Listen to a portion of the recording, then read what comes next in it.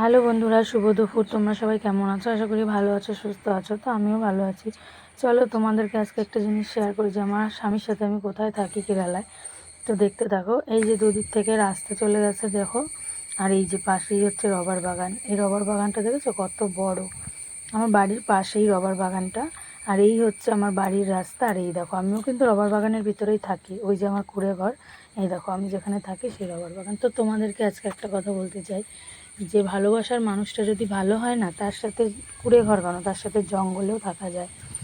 তো মেয়েরা যখন বাপের বাড়িতে থাকে তো বাবা মার আদরে থাকে, কিন্তু যে বিয়ের পরে তার স্বামী হলো তার একমাত্র ভালোবাসার জায়গা। তো সে যদি ভালো হয় না, সে কুঁড়ে ঘর কেন, সে যদি জঙ্গলেও আমাকে রাখে তো আমি তার সাথে সেখানেই থাকতে রাজি আছি। কি বন্ধুরা, কথাটা কি ভুল বললাম?